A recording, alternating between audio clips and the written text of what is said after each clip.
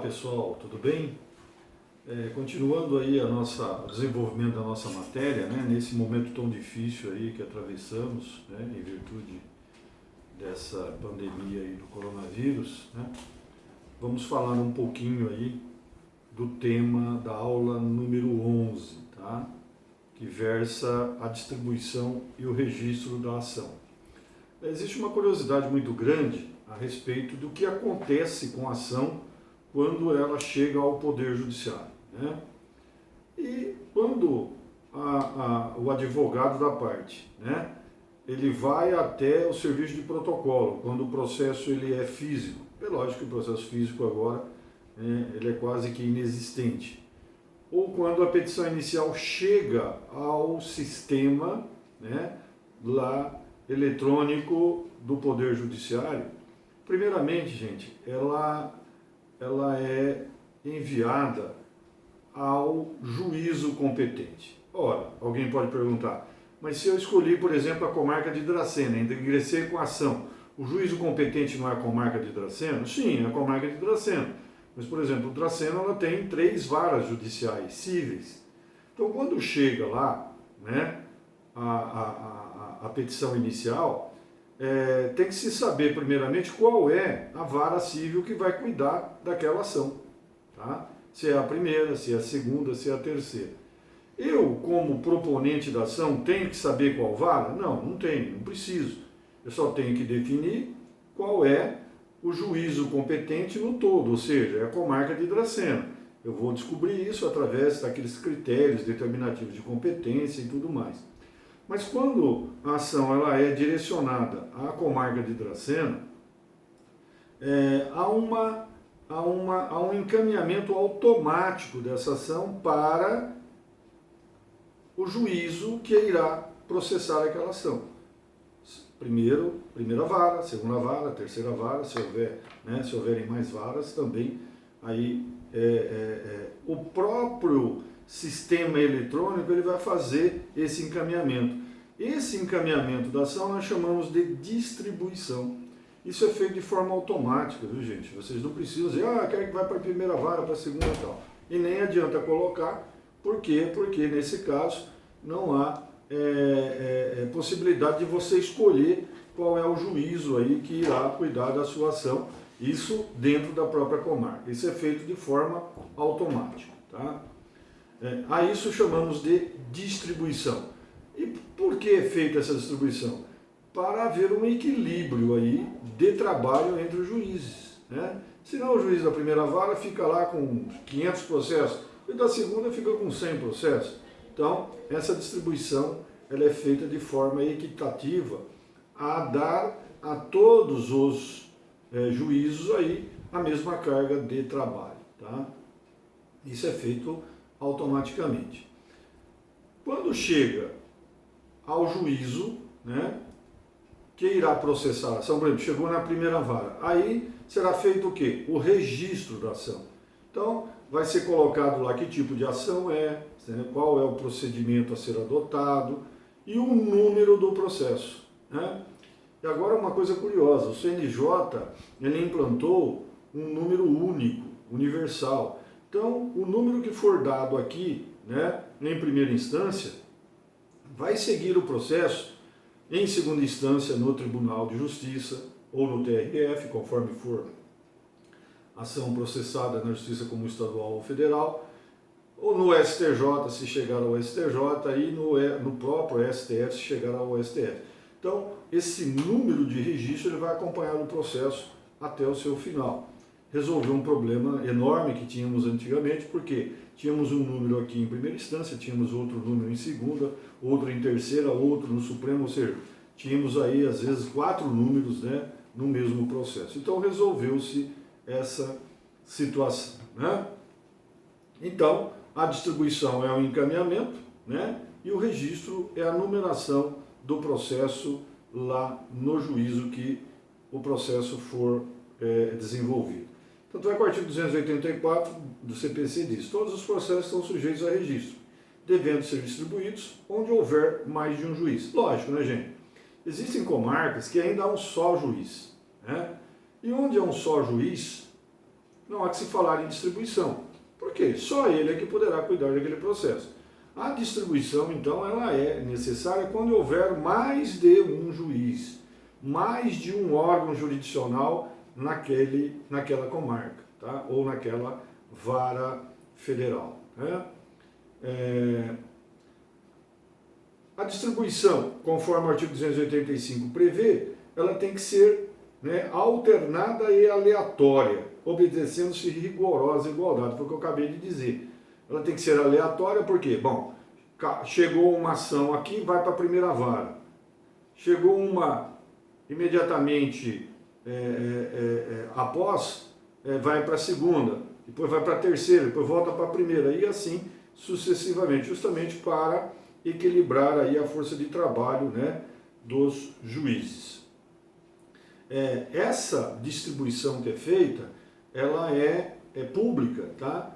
Então a lista de distribuição, né, conforme vão sendo distribuídos os processos, faz-se uma lista e isso é publicado, né, no Diário da Justiça. E para que isso? Justamente para que as pessoas, né, envolvidas no processo, ou a própria sociedade como um todo, ela possa averiguar, né, quais são os processos que se iniciaram, né, e também se eles estão sendo movimentados segundo a ordem de chegada no tribunal. Porque existe esse imperativo também. O artigo 12 lá do Código Civil, nós já vimos isso lá quando iniciamos o estudo do processo civil, ele exige que haja uma observância, né, de tramitação segundo a ordem de chegada aí desses processos. Existe um tipo de distribuição, nós chamamos de distribuição por dependência. O que é isso? Como eu disse agora há pouco, a distribuição ela é feita de forma aleatória, ou seja, o próprio sistema eletrônico ele vai encaminhando, né, para as varas, né, cíveis os processos que vão chegando a fim de equilibrar aí, né, os trabalhos aí do juiz. Mas, em determinadas situações, pode ser que um determinado órgão jurisdicional ele já tenha resolvido alguma questão com relação àquela matéria que está versando a ação, né? Por exemplo, existe uma tutela de urgência, tá, com relação a um determinado assunto que foi protocolado, que foi distribuída perante a primeira vara civil. Bom, tutela provisória de urgência, né, é uma medida cautelar que se propõe antes da entrada da ação. Chamamos tutela provisória de urgência antecedente. Essa tutela, como ela é de extrema urgência, lógico que ela vai ser promovida antes da ação principal. Por exemplo, tem lá um credor que tem um crédito para receber do devedor e ele verifica que o devedor está alienando bens que possui. Ele vai lá e pede um arresto, por exemplo. Arrestou o bem, depois ele ingressa com a ação de execução, justamente para garantir a ação de execução, para garantir o processo de execução. Então, quando essa ação de execução, por exemplo, for proposta, ela será o quê? Encaminhada onde já está essa tutela provisória de urgência antecedente, né? Para quê? Para que não haja aí, né, uma dissonância entre a tutela de urgência, né, que visa proteger a ação principal, e a própria ação principal. Continuando então, vocês deem uma olhada aí no artigo 286, vocês verão lá. Serão distribuídas por dependência as causas de qualquer natureza, quando se relacionarem por conexão ou continência com outra já ajuizada, né? Então, um desses casos é o caso da tutela provisória de urgência. Mas podemos também termos casos em que há conexão, né? Quando há conexão entre duas ações, duas ou mais ações, quando houver o mesmo objeto ou a mesma causa de pedir. Pensem vocês num acidente de trânsito, onde mais de uma pessoa está envolvida. Ambas têm interesse em promover uma ação contra o autor do fato. Se uma delas promove uma ação, tá? Quando uma outra pessoa envolvida promover também a sua ação, né, que diz respeito ao mesmo interesse, aí o que acontece? Essa ação, que foi promovida por último, se foi no mesmo juízo lá, ela será encaminhada o quê? A mesma vara que estiver processando aquela primeira ação. Isso chamamos de conexão. Temos também o caso da continência, né, que é quando o objeto de uma causa for tão mais amplo que possa absorver totalmente o objeto da outra, né, também haverá aí a distribuição por dependência. Um exemplo disso é se você ingressa com uma ação de rescisão, né, se você ingressa com uma ação de rescisão de um contrato, de uma cláusula de um contrato, e depois vem uma outra ação pretendendo a rescisão de todo o contrato, lógico, né, gente? Essas duas ações se relacionam, né?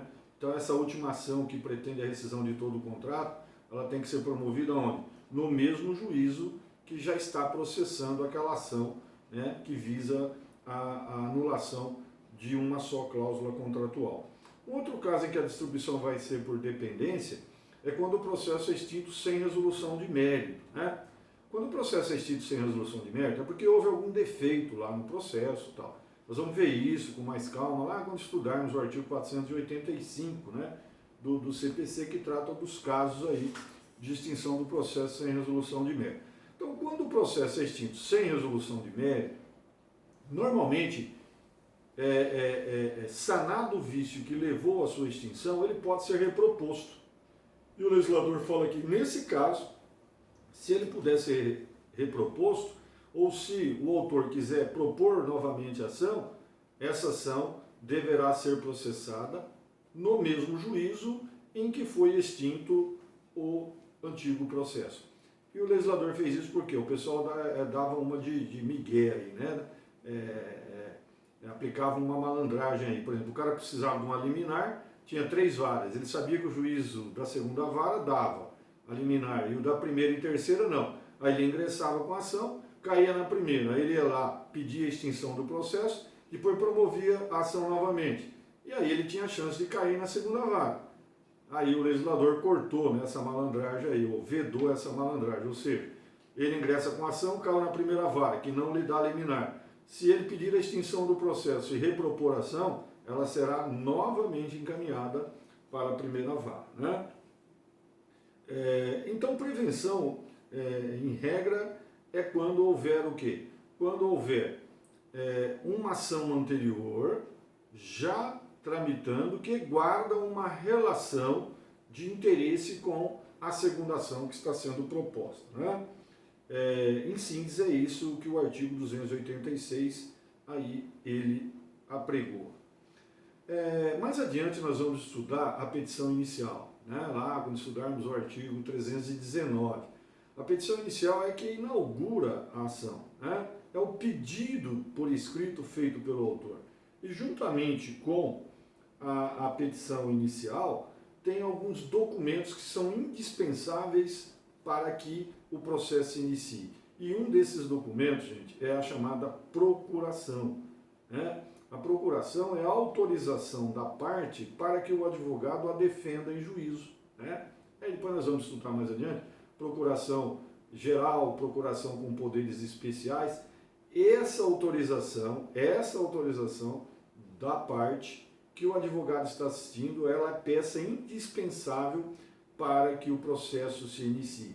Se ela não foi juntada, o juiz vai intimar o autor, dar-lhe prazo de 15 dias para que ele possa fazer a juntada, e aí somente após a juntada é que o processo se desenvolve. Se ele não cuida de juntar nesse prazo de 15 dias, o juiz simplesmente vai fazer o quê? Ele vai extinguir o processo, indeferindo a petição inicial, tá? E essa procuração não precisa ser juntada, conforme diz o artigo 287, no caso previsto no artigo 104, ou seja, o advogado ele pode advogar em causa própria, gente, tá? Se você é advogado, você tem um interesse, né, você não quer contratar outro advogado, você pode promovê-la advogando em causa própria. É lógico, se você está, né, promovendo uma ação de seu interesse e você tem capacidade postulatória, você é advogado, lógico que você não vai juntar a procuração para você mesmo, né? Cuidado, que eu já vi casos em que o advogado juntou procuração para ele mesmo, né? Quer dizer, isso é um absurdo, né? Então tem que tomar cuidado para que isso não ocorra. E quando a parte estiver representada pela Defensoria Pública. Também tem o convênio da OAB com a Defensoria Pública, lógico, né, quando você estiver ou quando a parte estiver representada pela Defensoria Pública, também não há necessidade de se juntar à procuração. E também se a representação decorrer diretamente de norma prevista na Constituição Federal ou em lei. Então, existem determinadas situações que você não tem que juntar a procuração. Por exemplo, no caso do mandado de segurança, no caso do habeas corpus, aí já lá no direito penal, né, e assim por diante. Então, a procuração ela é indispensável para que a ação ela se inicie, salvo nas exceções previstas no artigo 287. E para finalizar, o legislador diz aí no artigo 288, né, que o juiz de ofício a requerimento do interessado corrigirá o erro e compensará a falta de distribuição. Se houver um erro na distribuição, o juiz vai verificar, tá? Tinha que ir para a primeira vara, foi para a segunda. Ele de ofício a requerimento porque já tem aquela lista, lembra-se que eu falei? Que tem uma lista aí que deve ser publicada no Diário Judicial, né? E aí a parte se entender que foi feita erroneamente a distribuição, ele pode requerer, ou o próprio juiz pode verificar o erro, e aí se houve o erro, depois ele compensa, né, essa falta de distribuição aí para o juízo que ficou sem ação ou que recebeu ação em demasia. E no artigo 289, aí finalizando mesmo, a distribuição ela é fiscalizada pela parte, por seu procurador, pelo Ministério Público ou pela Defensoria Pública. Ou seja, qualquer envolvido no processo, gente, tem o poder de fiscalizar se a distribuição foi ou não corretamente efetuada. Bom, então em suma, gente, é isso que nós tínhamos para falar a respeito da distribuição e do registro da ação. Me coloco à disposição de vocês para eventuais questionamentos, sempre lembrando, né, eu estou aqui sempre à disposição de vocês pelo WhatsApp ou por e-mail. Fiquem à vontade e fiquem com Deus. Até mais.